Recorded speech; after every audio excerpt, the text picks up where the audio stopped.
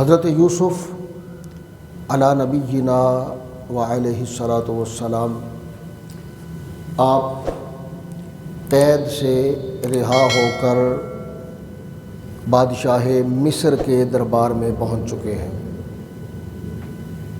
آپ نے جو فرمایا تھا کہ میں قید سے تب آزاد ہوں گا کہ پہلے وہ عورتوں والا معاملہ اس کی تفتیش کی جائے، اور آپ نے فرمایا کہ ذالک لیعلم، یہ سب میں اس لیے کر رہا ہوں کہ عزیز مصر جان لے انی لم اخنہ بالغیب، کہ میں نے غیب میں اس کے ساتھ کوئی خیانت نہیں کی۔ تو اس لیے حضرت یوسف علیہ السلام نے یہ تقاضا کیا، ان کا تقاضا پورا کیا گیا، سب پر وہ حقائق آشکار ہو گئے، حقیقت کھل کر سامنے آ گئی، اور حضرت یوسف علیہ السلام کو آزاد کر کے بادشاہ مصر کے دربار میں لایا گیا۔ جو مضمون ہے 13ویں پارے کی پہلی آیت کا اور سورہ یوسف کی 53ویں آیت کا، اس کا آغاز ہوتا ہے کہ وَمَا أُبَرِّئُ نَفْسِي، میں اپنے نفس کو بری نہیں کرتا، یعنی میں یہ نہیں کہتا کہ میرا نفس پاک ہے۔ یہ بات کس نے کی؟ اس پر دو اقوال ہیں۔ ایک یہ کہ یہ بات زلیخا نے کہی کہ میں اپنے نفس کو بری نہیں کرتی، اور دوسرا قول یہ ہے کہ یہ بات حضرت یوسف علیہ السلام نے کہی کہ میں اپنے نفس کو براءت نہیں دیتا۔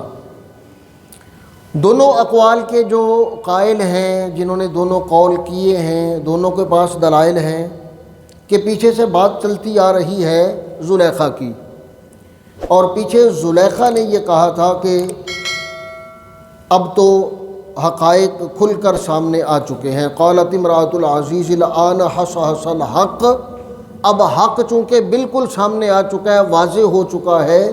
انا راودتہ عن نفسہ وانہ لمن الصادقین، میں نے ہی انہیں پھسلانے کی کوشش کی تھی، وہ تو بالکل سچوں میں سے ہیں، وہ سچے ہیں۔ یہ بات کی تھی حضرت زلیخا نے۔ اب ایک جملہ درمیان میں حضرت یوسف علیہ السلام کا آیا، اور مفسرین نے کہا کہ یہ جو اگلی بات ہے وما ابرئ نفسی، کہ میں اپنے نفس کو براءت نہیں دیتی، یہ بات بھی حضرت زلیخا نے کہی ہے۔ دوسری طرف قول یہ ہے کہ یہ بات حضرت یوسف علی نبینا وعلیہ الصلاۃ والسلام انہوں نے کی ہے، اور آگے فرمایا ان النفس لامارۃ بالسوء، کہ نفس تو ہمیشہ حکم ہی برائی کا دیتا ہے۔ نفس جو ہے یہ ہمیشہ بہت زیادہ برائی کا حکم دیتا ہے۔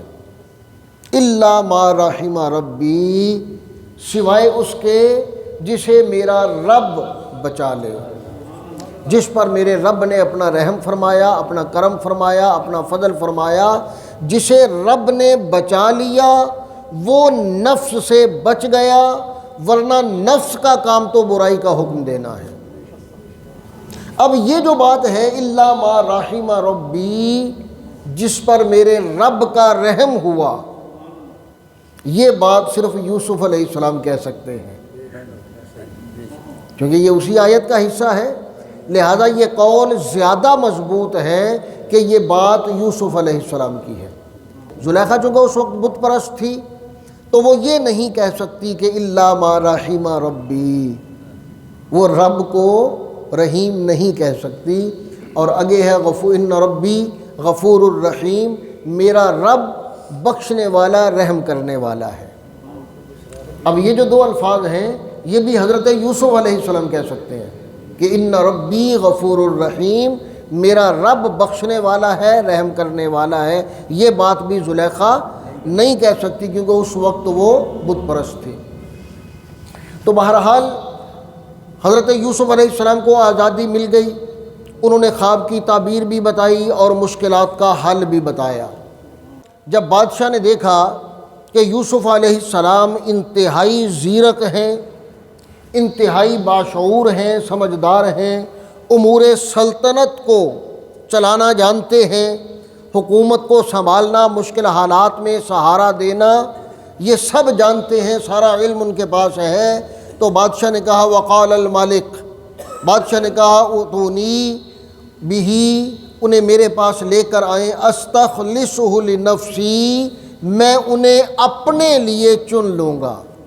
فلما کلمہ، جب ان سے بات کی، قال انک الیوم لدینا مکین امین، تو بادشاہ کہنے لگا کہ آج سے میں تمہیں ایک امانت دار جگہ دیتا ہوں، ایک امانت دار جگہ دیتا ہوں، ایسی جگہ دیتا ہوں جو کوئی امین ہی لے سکتا ہے۔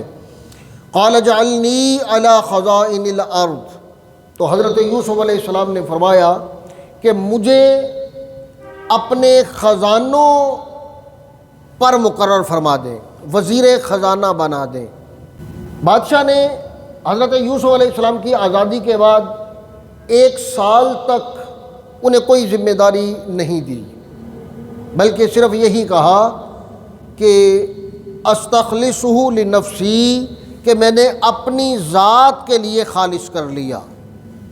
یوسف علیہ السلام کو اپنے پاس رکھا، عزت دی، وقار دیا، احترام دیا، تخت پر بٹھایا، اپنے ساتھ کھلایا پلایا، ساتھ بٹھایا۔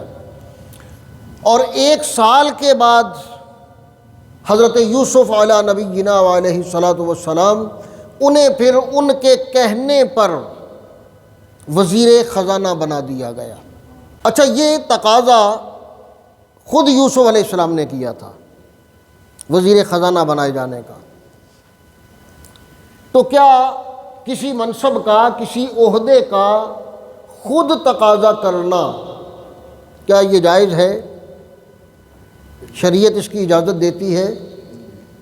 نبی کریم علیہ الصلاۃ والسلام کی بہت سی احادیث ہیں جن میں حضور علیہ الصلاۃ والسلام نے کسی بھی منصب کا تقاضا کرنے، طلب کرنے سے منع فرمایا ہے کہ کسی عہدے کا مطالبہ نہ کرو، کسی منصب کا تقاضا نہ کرو۔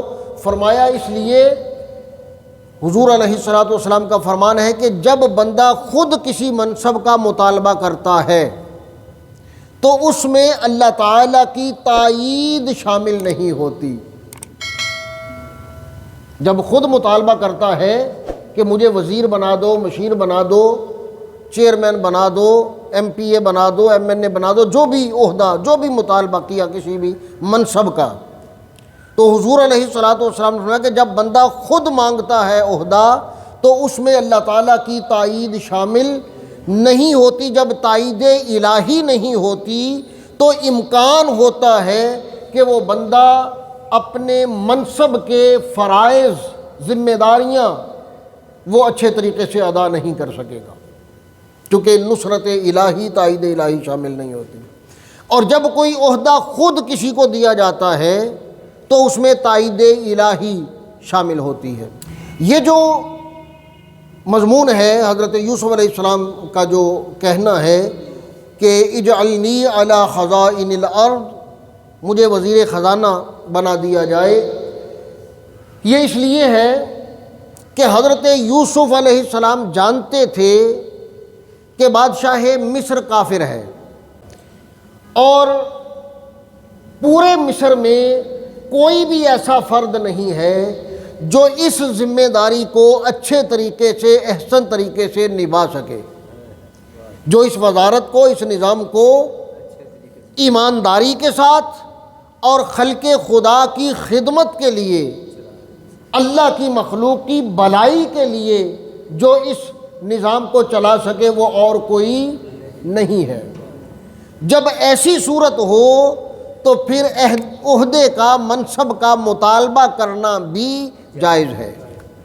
جب سامنے نظر آتا ہو کہ اور کوئی چلانے والا اور کوئی ایماندار نہیں ہے، کوئی صادق و امین نہیں ہے، کوئی خلق خدا کی خدمت کرنے والا اور کوئی نہیں ہے، تو پھر اس عہدے کا، منصب کا مطالبہ کرنا بھی جائز ہے۔ اور پھر آگے حضرت یوسف علیہ السلام نے خود ہی اس کی وضاحت فرما دی، جب فرمایا قال اجعلنی علی خزائن الارض، کہ مجھے وزیر خزانہ بنا دیا جائے تو سوال سے پہلے اس کا جواب خود ہی دے دیا کہ آپ کو وزیر خزانہ کیوں بنایا جائے؟ آپ نے جواب دیا انی حفیظ علیم، کہ میں حفیظ بھی ہوں اور میں علیم بھی ہوں۔ ان دو لفظوں میں حضرت یوسف علیہ السلام نے وہ تمام لوازمات بیان فرما دیے، وہ تمام چیزیں بیان فرما دیں، وہ تمام ذمہ داریاں، وہ تمام قابلیتیں، اہلیتیں بیان فرما دیں جو ایک وزیر خزانہ میں ہونی چاہیے۔ اب حفیظ کا لفظی معنی، بنیادی معنی یہی ہے کہ حفاظت کرنے والا، یعنی یہ دو صفات وزیر خزانہ میں ہونا یہ ضروری ہے۔ اب جب وہ حفیظ ہوگا، وزیر خزانہ جب حفیظ ہوگا، حفاظت کرنے والا ہوگا، تو وہ خزانے کو کسی غلط جگہ پر صرف نہیں کرے گا، کہیں ایسی جگہ پہ نہیں لگائے گا جہاں لگائے جانے کی ضرورت نہیں ہے، یا جہاں لگائے جانے کا فائدہ نہیں ہے، یا جہاں لگائے جانے سے زیادہ ضروری جگہیں موجود ہیں، وہاں کبھی خزانے کو نہیں لگائے گا جو خزانے کی حفاظت کرنے والا ہوگا۔ نہ خود بددیانتی کرے گا، نہ کسی کو بددیانتی کرنے دے گا، نہ خود کرپشن کرے گا، نہ دوسرے کسی کو کرپشن کرنے دے گا، جو حفیظ ہوگا۔ اب یہ حفیظ کی ذمہ داری ہے، جو وزیر خزانہ حفیظ ہوگا وہ ترجیحات کو دیکھے گا کہ خزانہ کہاں لگایا جانا چاہیے اور کہاں نہیں لگایا جانا چاہیے، ضرورت کیا ہے، لگانا کہاں ہے۔ یہ اس وزیر خزانہ کی ذمہ داری ہے جسے حفیظ کہا جاتا ہے۔ اور حضرت یوسف علیہ السلام نے وزیر خزانہ ہونے کے لیے جو پہلی اپنی صفت بیان فرمائی وہ کیا تھی؟ انی حفیظ، میں حفیظ ہوں، حفاظت کرنے والا ہوں۔ یعنی ضرورت ہو ملک میں تعلیم کی اور خزانہ صرف کیا جائے کھیلوں پر، تو یہ حفیظ کا کام نہیں ہے۔ ضرورت ہو ملک میں صحت کی کہ صحت پر پیسہ لگایا جائے، صحت پر زیادہ رقم بجٹ کے لیے رکھی جائے اور پیسے لگائے جائیں سڑکیں بنانے میں یا پل بنانے میں، تو یہ حفیظ کا کام نہیں ہے۔ حفیظ وہ ہوتا ہے جو پیسہ وہاں خرچ کرے جہاں خرچ کرنے کی ضرورت ہے۔ تو ہمارے ملک میں ترجیحات مختلف علیحدہ ہوتی ہیں، ترجیحات غلط ہوتی ہیں کہ بھئی ملک جہالت کے گھٹا ٹوپ اندھیروں میں پڑا ہوا ہے، تعلیم میں انتہائی ضروری اصلاحات لانے کی ضرورت ہے، اور ہم بلڈنگیں تعمیر کر رہے ہیں۔ بات سمجھے کہ نہیں؟ تو حضرت یوسف علیہ السلام نے فرمایا کہ انی حفیظ علیم، کہ میں حفاظت کرنے والا بھی ہوں اور میں جاننے والا بھی ہوں، کب خرچ کرنا ہے، کتنا خرچ کرنا ہے، کہاں خرچ کرنا ہے، کتنا بچانا ہے، کہاں بچانا ہے، کس لیے بچانا ہے۔ فرمایا کہ میں علیم بھی ہوں، میں علم والا بھی ہوں، میں حفاظت کرنے والا بھی ہوں، اس لیے مجھے وزیر خزانہ بنا دیا جائے۔ تو بادشاہ نے حضرت یوسف علیہ السلام کو پہلے اپنے ملک کا وزیر خزانہ ہی بنایا۔ یوسف علیہ السلام سے پہلے وہ جو عزیز مصر تھا وہی وزیر خزانہ تھا، یعنی اس عہدے پر زلیخا کا خامند وہ وزیر خزانہ تھا، عزیز مصر تھا۔ اب وہ فوت بھی ہو گیا تھا، تو حضرت یوسف علیہ السلام کو اس کی جگہ وزیر خزانہ یا عزیز مصر بھی بنا دیا گیا، اور حضرت زلیخا علیہ السلام ان سے نکاح بھی کر دیا گیا۔ اب وہ حضرت یوسف علیہ السلام کی زوجہ ہیں، حضرت زلیخا سلام اللہ علیہا، اور جب نکاح ہوا اور شب زفاف میں جب پہنچے تو حضرت یوسف علیہ السلام نے ان سے ایک سوال کیا تھا۔ اللہ اکبر۔ انہوں نے ملتے ہی جو پہلا سوال کیا، انہوں نے کہا کہ اے زلیخا، اب تو یہ بتا کہ جو تو نے چاہا تھا وہ بہتر تھا یا جو اللہ نے فیصلہ کر کے ہم کو ملایا ہے یہ بہتر ہے؟ تو وہاں پھر زلیخا نادم ہوئیں، انہوں نے ندامت کا اظہار کیا، اور ایک طویل گفتگو ان کی ہوئی جو تاریخ کی کتب میں موجود ہے۔ تو حضرت یوسف علیہ السلام کو پہلے وزیر خزانہ بنایا گیا اور انہوں نے امور سلطنت کو دیکھنا شروع کیا۔ اب جب ان کی دلچسپی اور ان کی حسن معاملگی دیکھی کہ وہ معاملات کو کیسے چلا رہے ہیں، وہ 7 سال کا جو عرصہ تھا خوشحالی کا، وہ عرصہ شروع ہو چکا ہے، وہ چل رہا ہے، اور بادشاہ دیکھ رہا ہے کہ بنایا انہیں وزیر خزانہ ہے لیکن تمام امور سلطنت کو بڑے اچھے طریقے سے چلا رہے ہیں، تو پھر بادشاہ نے سب کچھ ان کے سپرد کیا اور خود گوشہ نشین ہو گیا۔ یہ بادشاہ بھی مسلمان ہو گیا تھا، حضرت یوسف علیہ السلام پر ایمان لے آیا تھا۔ ساری سلطنت، ساری بادشاہت وہ یوسف علیہ السلام کے سپرد کیے اور انہیں تاج و تخت کا والی بنا دیا، وارث بنا دیا۔ اب اللہ ذوالجلال نے ایک بار پھر فرمایا وَكَذَلِكَ مَكَّنَّا لِيُوسُفَ فِي الْأَرْضِ۔ یہ مکنّا کا لفظ اس سے پہلے بھی یوسف علیہ السلام کے لیے آیا، لیکن وہ جو مکنّا تھا ہم نے جگہ دی، ہم نے ٹھکانہ دیا۔ وہ جو مکنّا تھا وہ اور تھا، وہ جیل خانہ تھا، اور یہ جو مکنّا ہے وَكَذَلِكَ مَكَّنَّا لِيُوسُفَ فِي الْأَرْضِ، اب یہ بادشاہت ہے کہ ہم نے ارض مصر کی زمین، مصر کی سلطنت میں یوسف علیہ السلام کو ایک عزت والی جگہ دی، عزت والا ٹھکانہ دیا، انہیں مصر کا بادشاہ بنایا۔ اب دیکھیے اللہ ذوالجلال کی حکمتیں، کون پہنچ سکتا ہے اللہ کی حکمتوں کو، کہ یوسف علیہ السلام کہاں سے چلے، بھائیوں نے کس طرح ظلم کیا، بھائیوں نے کس طرح جان سے مارنے کی کوشش کی، پھر کس طرح بھائیوں نے فروخت کیا، کس طرح وہ ایک غلام کی حیثیت سے مصر میں آئے، کس طرح ایک غلام کی قیمت پر انہیں خریدا گیا اور آج وہ مصر کے تخت پر بیٹھے ہیں۔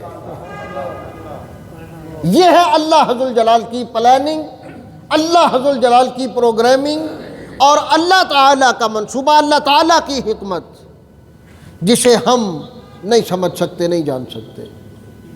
اس لیے کہتے ہیں کہ یہ ایمان رکھو، یقین رکھو کہ اللہ تعالیٰ کے ہر کام میں ہمارے لیے کوئی بہتری ہے، ہم جانتے ہوں یا نہ جانتے ہوں، ہماری سمجھ میں بات آتی ہو یا نہ آتی ہو، ہمارا فہم، ہماری عقل وہاں تک پہنچے یا نہ پہنچے، اللہ تعالیٰ کے ہر کام میں ہمارے لیے بہتری ہوتی ہے۔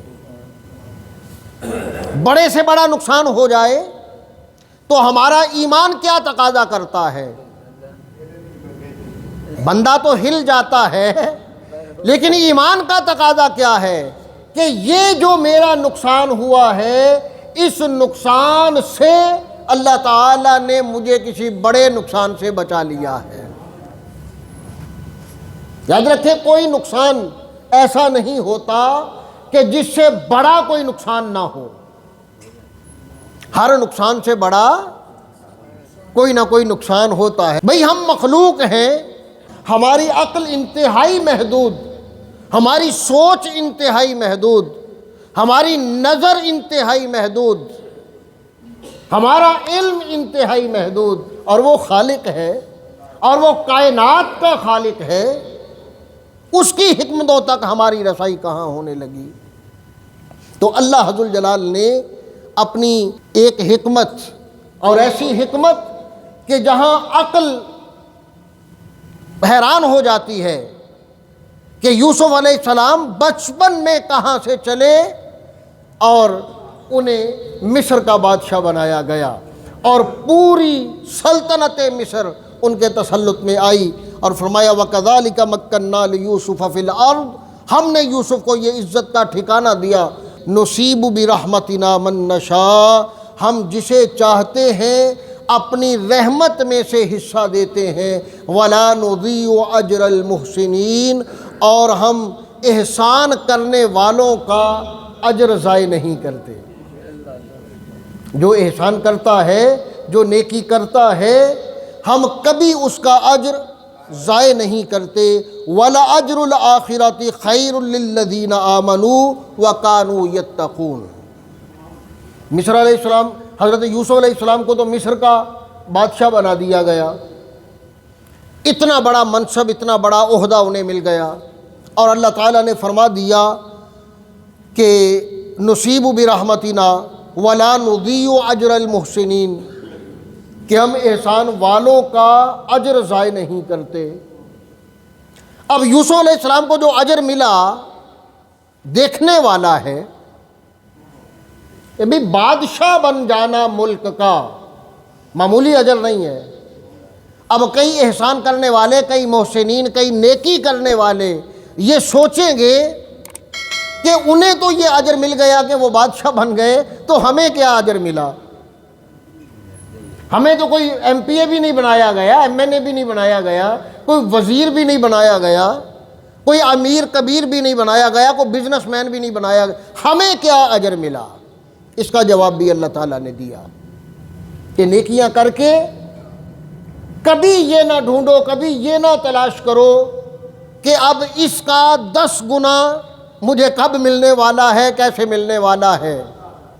فرمایا وَلَأَجْرُ الْآخِرَةِ، جو آخرت کا اجر ہے، خیرٌ، وہ بہتر ہے دنیا کے ہر اجر سے، آخرت کا اجر۔ فرمایا خیر للذین آمنوا وکانوا یتقون، ایمان والوں کے لیے آخرت کا اجر بہرحال بہتر ہے۔ آپ یقین جانیے یہ ہمارے دین کا حصہ ہے، قرآن مجید کی تعلیمات ہیں کہ دنیا کی ساری دولت، دنیا کے سارے عہدے، ساری بادشاہتیں ایک طرف اور آخرت کا اجر ایک طرف۔ کہ دنیا کی بادشاہتوں کی کوئی حیثیت نہیں ہے آخرت کے اجر کے معاملے میں۔ کیوں؟